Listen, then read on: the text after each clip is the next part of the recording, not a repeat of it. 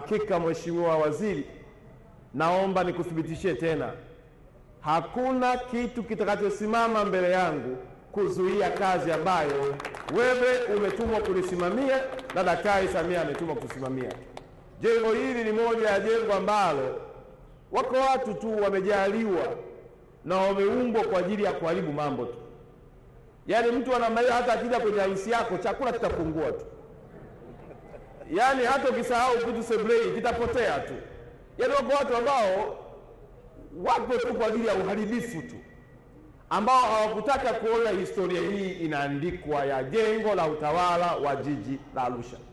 Na kwa kuwa Mheshimiwa Waziri, mimi nimetoka kwetu Sukumani, nimeaga, nimeombewa kwa dua zote, na nilipokuwa mwelezi nilipita kwenye mikoa 23, nimepewa kila aina ya baraka kwa makabila yote. Arusha haiwezi kunishinda.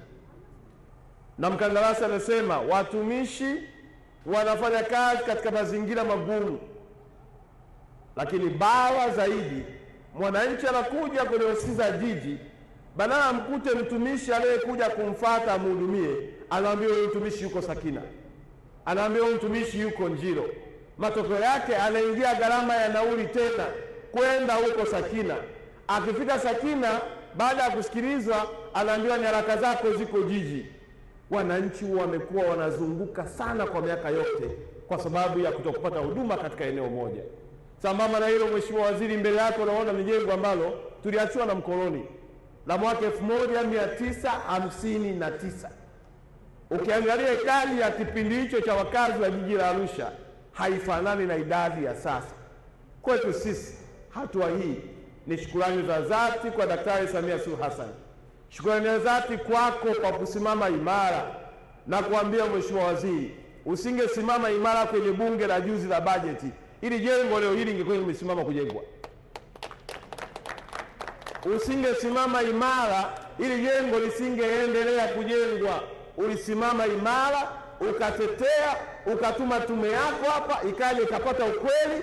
Bunge chini ya spika wetu mahiri Tulia akahoji maswali ya msingi ambayo hata vijana walioko sokoni na bodaboda wangepiga zile hesabu, wangejua kuna mtu mmoja hajawahi kufaulu wakati anasoma. Unaweza kuhudhuria kusifaulu.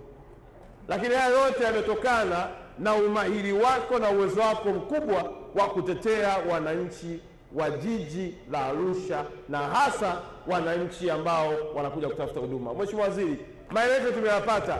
Watanzania walikuwa hawajui jengo hili ni jengo ambalo lina lifti mbili.